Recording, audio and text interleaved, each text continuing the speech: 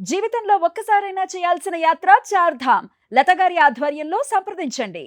అయితే మీరు నాకు తెలిసి ఆల్మోస్ట్ మీ ఏజ్ 15 ఇయర్స్ ఉన్నప్పటి నుంచి you are working in the industry కదా. అప్పటి నుంచి ఇప్పటిదాకా అసలు బ్రేక్ ఎక్కడ తీసుకోలేదు. మేబీ ఆ డెలివరీ డెలివరీ అది కూడా సెకండ్ డెలివరీకి తీసుకున్నా. సెకండ్ డెలివరీ మా బాబు డెలివరీ అప్పుడు ఓన్లీ 25 days తీసుకున్నా. 25 days డెలివరీకి ముందు 1 month డెలివరీ ముందు 5 days ముందు ఆపేసాను. డెలివరీ అయింది బార్సాల 21st day బార్సాల అయింది.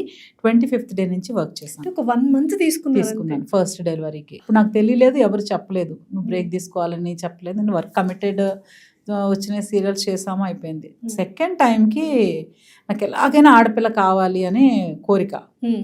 సో అలాగని దేవుడిని కోరుకుంటే ఫైనల్గా అప్పుడు నేను 10 మంది పిల్లలు నాకు అనం కదా, ఆ మదర్హుడ్ ఆ ఫీల్ ఎలా తెలుస్తుంది.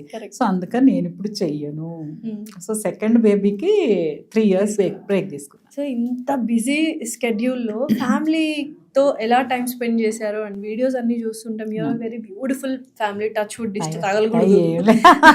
సో ఆ వర్క్ బ్యాలెన్స్ అనేది మాకు తెలుసు. అసలు సీరియల్స్ లో ఎంత టైం నుంచి ఎంత టైం వర్క్ చేస్తారు అండ్ 15 years నుంచి స్టార్ట్ చేశారంటే ఇట్స్ ట్రెమెండస్ కెరియర్ అనమాట, వెరీ లాంగ్ కెరియర్. ఎలా బ్యాలెన్స్ చేస్తున్నారు ఫ్యామిలీని? ఇప్పుడు పెళ్ళి అయ్యే వరకు అంతా ఏం తెలిసేది కాదు. ఆ డే అండ్ నైట్ వర్క్ చేసేవాళ్ళం. ఓన్లీ లగేజ్ అది. నేను తొందరగానే టీవీ సీరియల్స్కి షిఫ్ట్ అయిపోయా.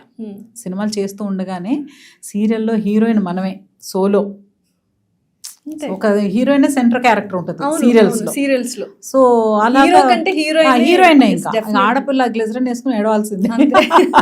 సో అలాగా స్టార్ట్ చేసినప్పుడు క్రేజీగా అనిపించేది అనమాట. అంటే హీరోయిన్ చాలా స్పెషల్, అన్ని సీన్లు మనమే చేస్తున్నాం అంటే ఒక ఆశ, ఒక భలే ఉండేదన్నమాట. బాగా చేయాలి, ఎవరన్నా బాగా చేసావంటే ఇంకా బాగా చేయాలి, మంచి పేరు తెచ్చుకోవాలి. ఆ దాంతో డే అండ్ నైట్ వర్క్ చేసి నిద్ర ఒక్కొక్కసారి 3-4 days నిద్రపోయేదాన్ని కాదు. అలా వర్క్ చేసేవాళ్ళం. పెళ్ళైన తర్వాత కూడా మామూలుగా వర్క్ చేస్తున్నాం. పిల్లల్ని కొంతకాలం మెయిడ్స్తో మేనేజ్ చేసాం. సో మా బాబునైతే సమ్ టైమ్స్ లాక్ చేసి కూడా వెళ్ళేవాళ్ళం.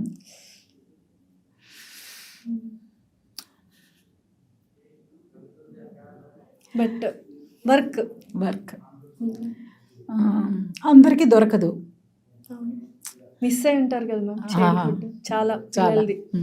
వాళ్ళు వేసే తప్పటడుగులు కావచ్చు, మాటలు, ఇవన్నీ. మా అబ్బాయిని టోటల్గా మిస్ అయ్యాను నేను.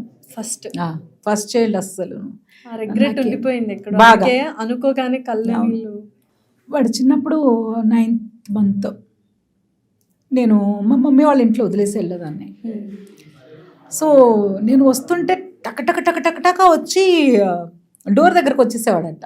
లిఫ్ట్ ఎక్కి నేను 4th floor రావాలి.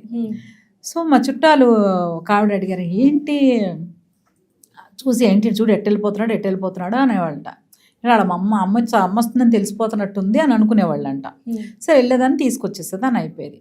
రీసెంట్ టైమ్స్లో ఒక 3-4 years బ్యాక్ ఆవిడ మాట్లాడుతూ, ఏంటి నాన్న నువ్వు ఎలా ఆ టైంలో భలే మమ్మీ కదా వచ్చేది ఆ ఏజ్లో. సో పిల్లలకి తెలిసిపోద్దు. ఎలా తెలిసినానంటే మమ్మీ కదా వచ్చేది. సో 1 year కూడా లేని వాడికి మమ్మీ అనుకుంటూ ఒక ఆ స్మెల్, ఆ ఫీల్. కానీ నేను మా వాడికి ఏమి ఇవ్వలేదు యాక్చువల్లీ చెప్పాలంటే, కేర్ చూసారా. కానీ మనము ఎలా అయినా ఆడవాళ్ళము ఆ గిల్ట్ అనేది తీసుకుంటాం కదమ్మా. ఇప్పుడు హస్బెండ్ ఫాదర్ కూడా అంతే వర్క్ చేస్తారు, అంతే మిస్ అవుతారు. కానీ ఆ గిల్ట్ వాళ్ళు తీసుకోలేరు. ఎందుకు ఆడవాళ్ళకి ఎందుకు ఇంత గిల్ట్ ఫ్రీ? అంటే ఆ మదర్హుడ్ అలాంటిది రెస్పాన్సిబిలిటీస్ తీసుకోవడంలో కానీ ఏదైనా సరే, ఏదైనా తట్టుకోగలిగే శక్తి ఆ టైంలో నేను ఫీల్ అవ్వలేదు కదా. మా పిల్లాడిని వదిలేసి వర్క్ చేస్తున్నానని నేను ఫీల్ అవ్వలేదు. బట్ ఇన్ని ఇయర్స్ తర్వాత అంటే వాడు సో మా అబ్బాయి చాలా కేరింగ్ బాయ్. సో వాడు ఎక్స్పెక్ట్ చేయడు, ఇప్పటికే ఎక్స్పెక్ట్ చేయడు ఏమి, మమ్మీ నువ్వు నాకు ఇది చెయ్యాలి అని ఎక్స్పెక్ట్ చేయడు. నాకు ఏదైనా అవసరం అయితే నేను అంటే నా శాడిజం చూడాలి. నాకు భయం. రూమ్లో నుంచి బయటకు వచ్చి ఫ్రిడ్జ్ దగ్గరికి వెళ్ళి వాటర్ తెచ్చుకోవడం, ఒకవేళ మర్చిపోతే నేను మావాడు 1st floor ఉంటే ఫోన్ చేస్తా, నాన్న పడుకున్నా, లేదు మమ్మీ చెప్పు నాకు కొంచెం మంచినీళ్ళు కావాలి నాన్న, వస్తున్నాను అంటాడు. పైనుంచి వచ్చి ఫ్రిడ్జ్లో తీసి నాకు వాటర్ ఇచ్చి మళ్ళీ పైకి వెళ్ళి పడుకుంటాడు. అంటే ఎంత రెస్పాన్సిబుల్. కొంతమంది పిల్లలు అసలు ఈ మధ్య అడుక్కున్నా చేయట్లేదు పిల్లలు పేరెంట్స్ కి వర్క్. వాడు అలా చేస్తున్నప్పుడు నాకు అనిపిస్తుంది అనమాట. సో యాక్చువల్లీ మన పేరెంట్స్ ఇప్పుడు పిల్లలు చాలా మంది మేము కనమని చెప్పామా మిమ్మల్ని అడుగుతున్నారు. అవును మ్యామ్, నిజంగానే ఉన్నారు. నేను చూసాను చాలా మంది పేరెంట్స్ నా దగ్గర బాధపడ్డం కూడా నేను విన్నాను. అలాగా మేము కనమన్నావా, యువర్ చాయిస్. ఏం చాయిస్ అది తెలియదు కదా, చాయిస్ ఎలా అవుతుంది కదా. ఇలా పెట్టుకొని పెంచుతాం మనము, కానీ వాళ్ళు అలాంటి అలా ఎక్స్పెక్టేషన్స్ అలా ఉన్నప్పుడు మనం అనిపిస్తామంటే మన పిల్లలు యాక్చువల్గా చెప్పాలంటే వాళ్ళకి పెద్ద లైఫ్ ఏమి ఇవ్వలేదు. మేము సెక్యూరిటీ ఇచ్చాం, టూర్స్కి వెళ్ళాం. మా అమ్మాయికి పెద్ద డిప్రెషన్. అది అవునా, డిప్రెషన్ టూర్స్ కి ఎందుకు వెళ్ళారు? మన సీరియల్స్ మనం పని చేసిన రోజులే పని, మన గ్యాప్ తీసుకునేంత పెద్ద స్టార్స్ కాదు.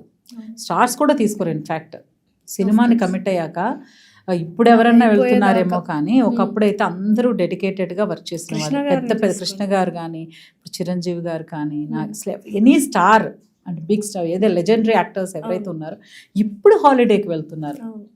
ఇప్పుడు వాళ్ళు అప్పుడు ఫీల్ అయ్యేవాళ్ళు, అప్పుడు ఫీల్ అయ్యేవాళ్ళు. ఇప్పుడు ప్రెసెంట్ జనరేషన్ కొంచెం అలా ఇప్పుడు వెళ్ళొచ్చు కదా టూర్స్. ఇప్పుడు వెళ్ళాలి. ఇప్పుడు వాళ్ళ చదువులు. మాకు ఎలా ఉండేది, నాకు ఫ్రీగా ఉంటే జాకీ గారు ఫ్రీ ఉండేది కాదు. డేట్స్, షూటింగ్ డేట్స్ మా ఇద్దరికి ఫ్రీ చేసుకున్నా కూడా పిల్లల స్కూల్స్ ఉండేవి. వాళ్ళకి హాలిడేస్ అంటే మేము ఎక్కడ ఉండేవాళ్ళు. మా అమ్మాయి చెప్పి, mummy every year summer holidays తర్వాత స్కూల్ స్టార్ట్ అయితే అందరిని అడుగుతారట టీచర్స్, నువ్వే ఊరు వెళ్ళావు, నువ్వే ఊరు వెళ్ళావు. I was at home ma'am అని చెప్పేదంట. ఇలాగే చెప్పేదాన్ని మమ్మీ నేను. మనం ఎందుకు అఫ్కోర్స్ అంటే మనం వెళ్ళామనుకో, మనకు కుదరదు అనుకో, మనం వెళ్ళం కదా. ఇలా తర్వాత చెప్పి మనం వెళ్ళం కదా అనేది ఒక ఏజ్ వచ్చాక, ఒక 13, 14 దాటాక మొదలు పెట్టింది మనం వెళ్ళం కదా ఎలాగూ అని. అవును వెళ్ళాం, మేము వెళ్ళలేదు కదా. మీరు చక్కగా చదువుకొని మీ పిల్లల్ని మీరు తీసుకెళ్ళండి, మీకోసమే కదా. మామూలుగా చాలా మంది అనుకుంటారు హరిత గారికి ఏంటి చక్కగా రెడీ అవుతారు, సీరియల్స్ బోల్డ్ ఎంత డబ్బులు వస్తుంది, ఫుల్ ఎంజాయ్ చేస్తారు అని. కానీ మీరు చెప్తున్నది రివర్స్ లో ఉంది. అంతే, ఎంత కష్టం అంతే. అది కష్టం ఫీల్ అవ్వకూడదు అనేదానికి రీజన్ ప్రతి ఒక్కరికి అవకాశం రాదు. యాక్టర్స్ అవ్వాలని చాలా మంది వస్తారు, అందులో ఎవరో 1,00,000 మంది వస్తే 1000 మంది యాక్టర్స్ అయితే చాలా గొప్ప విషయం అట. సో వచ్చిన అవకాశం మనం ఒక కమిటెడ్గా మనల్ని నమ్మి ఒక పని ఇచ్చారు, వెళ్ళి బ్యాడ్ నేమ్తో బయటికి రాకూడదు. కష్టమో నష్టం ఒప్పేసుకున్నాం కదా, అస్సలు చెడ్డ పేరు మంచి పేరు రాకపోయినా పర్లేదు. సుమన్ టీవీలో మీ పర్సనల్ అండ్ బిజినెస్ ప్రమోషన్స్ కోసం కింది నెంబర్కి కాంటాక్ట్ చేయండి.